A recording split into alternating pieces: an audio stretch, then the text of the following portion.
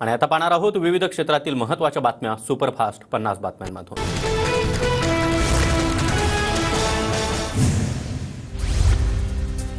मराठा आरक्षण डावलून निवडणुका घेतल्यास फडणवीसांना पश्चाताप होईल। आरक्षण दिल्याशिवाय फडणवीस आचारसंहिता लावणार नाहीत अशी आशा।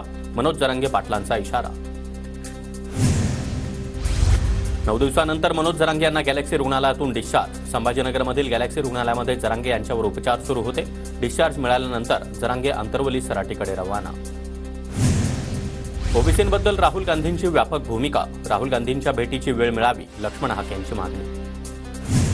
1947 सालीच राजेशाही संपली, मी संभाजी छत्रपतीचा आहे। लक्ष्मण हाकेंच्या प्रश्नावर संभाजीराजेंचं उत्तर। संभाजीराजेंना आम्ही राजे मानत नसल्याची हाके यांनी केली होती टीका। राजकारण, सत्ताकारण, अर्थकारण शूद्र। गणपती उत्सव, नवरात्र उत्सव आता इव्हेंट झाल्या।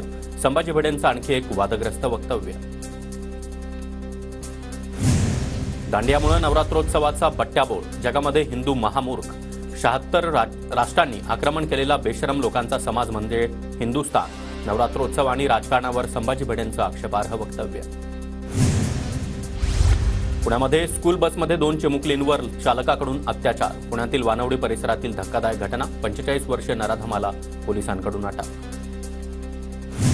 पुण्यातील अत्याचारातील आरोपीवर पॉक्सो अंतर्गत गुन्हा दाखल। आरोपीवर कडक कारवाई करण्यात येईल, देवेंद्र फडणवीस यांची ग्वाही। पुण्यातील अत्याचार प्रकरणातील स्कूल व्हॅन वंचितच्या कार्यकर्त्यांनी फोडली। पुण्यामध्ये 2 चिमुकलींवर स्कूल व्हॅनमध्ये अत्याचाराची घटना। राज्य सरकारकडून मुद्रांक शुल्कामध्ये वाढ। 100-200 रुपयांऐवजी 500 रुपये मुद्रांक शुल्क मोजावं लागणार। प्रतिज्ञापत्र, खरेदी खत, हक्क सोडत पत्रासाठी देखील आता 500 रुपये मुद्रांक शुल्क मोजावं लागणार। निवडणूक पूर्व योजनांमुळे मोठा आर्थिक बोजा।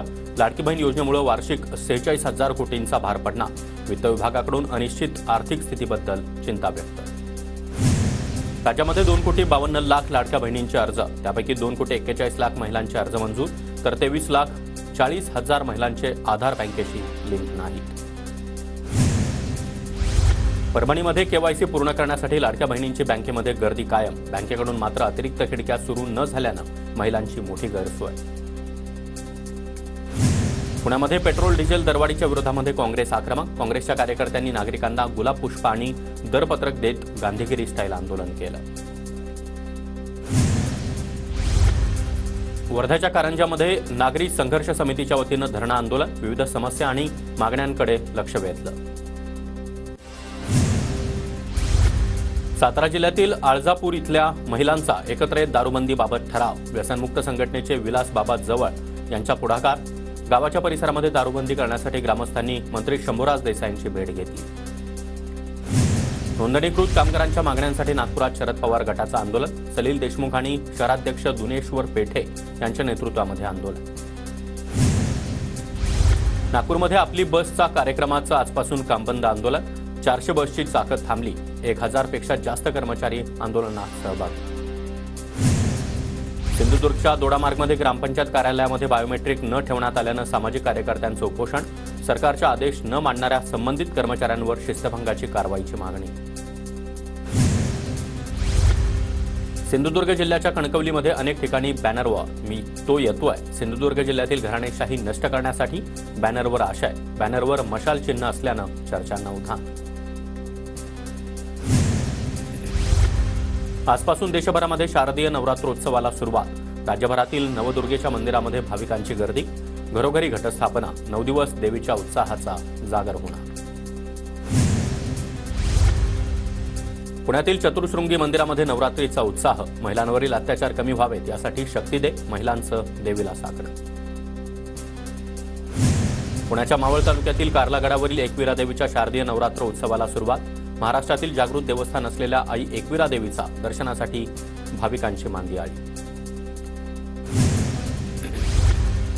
राज्याचे उपमुख्यमंत्री अजित पवारांना राज्याच्या प्रमुखपदी पाहण्याची संधी मिळावी। घटस्थापनेनंतर एकविरा देवीला सुनील शेळके यांचं साकडं।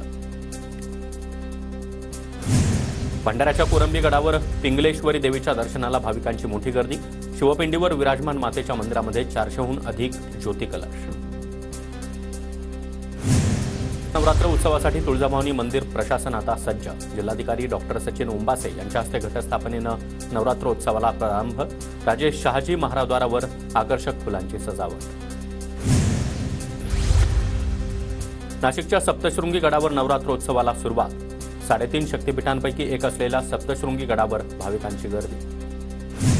नाशिकच्या सप्तशृंगी गडावर खासगी वाहनांना प्रवेश बंदी. 3 ऑक्टोबर ते 12 ऑक्टोबर पर्यंत नवरात्र उत्सव काळामध्ये वाहनांना प्रवेश नाही.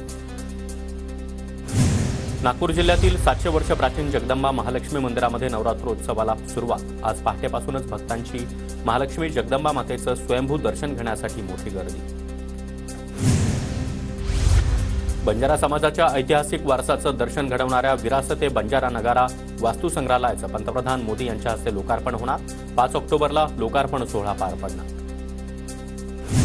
छत्रपती संभाजीनगर शहरातील हर्सुल तलाव ओव्हरफ्लो. तलाव भरल्यामुळे शहरातील 4 ते 5 वार्डातील पाण्याचा प्रश्न मिटला. जळगावच्या चाळीसगावमधील हदगाव धरण परतीच्या पावसानं ओव्हरफ्लो. धरण भरल्यानं परिसरातील सिंचन आणि पाण्याचा प्रश्न देखील मिटला. वाशिम जिल्ह्यातील माहुली ते चाकूर पाणंद रस्त्यांची अत्यंत दुरवस्था. शेतातील सोयाबीन घरी आणण्यासाठी शेतकऱ्यांना चिखलातून वाट काढावी लागते. गोंदियातील 58,000 शेतकऱ्यांना पीएम किसानच्या अनुदानाची प्रतीक्षा. 18व्या हप्त्यापासून वंचित राहण्याची वेळ. अतिवृष्टीमुळे गोंदिया जिल्ह्यातील 4,000 हेक्टरवरील पिकांचं मोठं नुकसान. कृषी विभागानं केलेल्या सर्वेक्षणातील माहिती. पुणे जिल्ह्यातील खेड, आंबेगाव, जुन्नर आणि शिरूर परिसरामध्ये शेतकऱ्यांची सोयाबीन काढणीची लगबग. अपुऱ्या मजुरांमुळे यंत्रसामग्रीच्या माध्यमातून सोयाबीन काढणीकडे शेतकऱ्यांचा ओढा. उत्पन्नापेक्षा खर्च जास्त. सोयाबीनमुळे शेतकऱ्यांचं गणित बिघडलं. सोयाबीनच्या अल्प दरांमुळे वाशिमचे शेतकरी चिंतेत. खरीपातील मूग, उडीद आणि सोयाबीनची हमीभावानं खरेदी करण्यासाठी अकोल्यामध्ये 9 केंद्रांना मंजुरी. 10 ऑक्टोबरपासून प्रत्यक्ष खरेदीला सुरुवात होणार. वाशिमच्या कोठारी इथं सोयाबीन सोंगणीसाठी मध्य प्रदेशमधून शेतमजूर आणण्याची वेळ. वेळेवर शेतमजूर मिळत नसल्यानं आलेल्या शेतमजुरांचं बॅनर लावून जोरदार स्वागत. गोंदियामध्ये ऑक्टोबर हीटचा तडाखा वाढला. पारा 32 अंशांवर. उष्णतेनं नागरिक हैराण.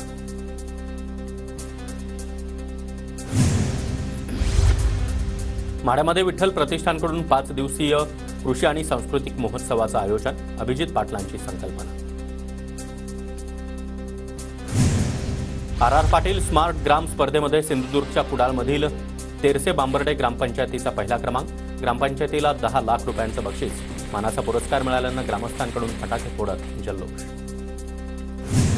जळगावमध्ये जलजीवन मिशन योजनेचे 1% देखील काम न करणाऱ्या 23 मक्तेदारांवर 6 महिन्यांची बंदी. मक्तेदारांना निविदा प्रक्रियेमध्ये भाग घेता येणार नाही.